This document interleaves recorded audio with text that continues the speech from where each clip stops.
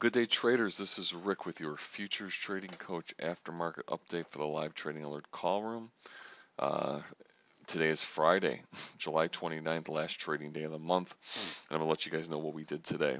Starting from left to right in gold, we had a beautiful short in gold, 13.49.5. We had people short as high as, and that one went down to the target of 46.2.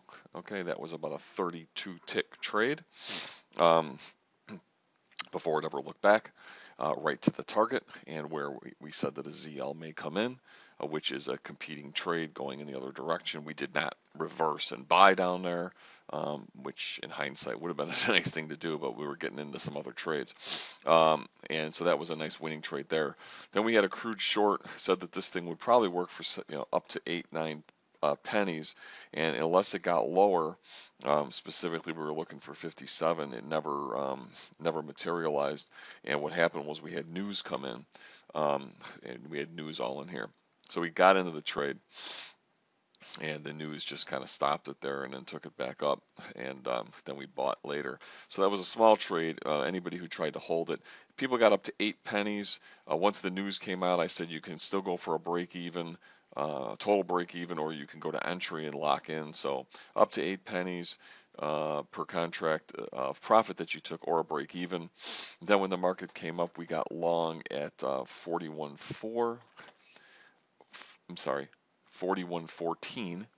41.14, and my final target that I had was 61, 61, and that's exactly what happened. We moved our trailing stop up along the way. You'll see it never pulled back and never took us out.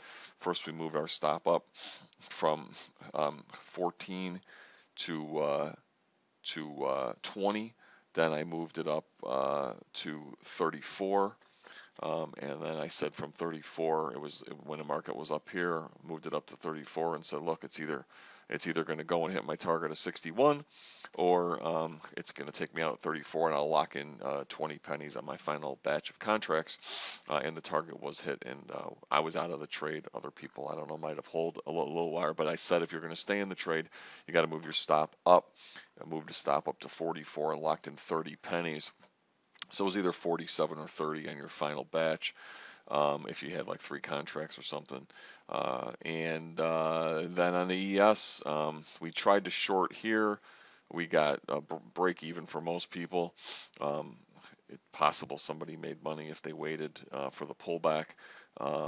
Made a point or two, point and a half, but let's call that one a break even on the short. And then when it came up, we got long on the ES at 62.25, and again, we actually had more higher targets, but we just closed the room now, and everybody wanted it. We were flat. Some people got out down here. Some people got up at 70.50, which was the previous all-time high, I believe, and it may go higher, but again, the room's closed. We also had either an add-on or a new entry at 64.65.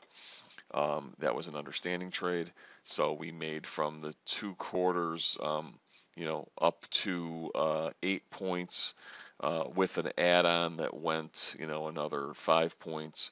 Or if people got out there and then they got back in from the 65s, again, it never looked back. So we manage our stops pretty tight once we start getting into profits, but never looked back.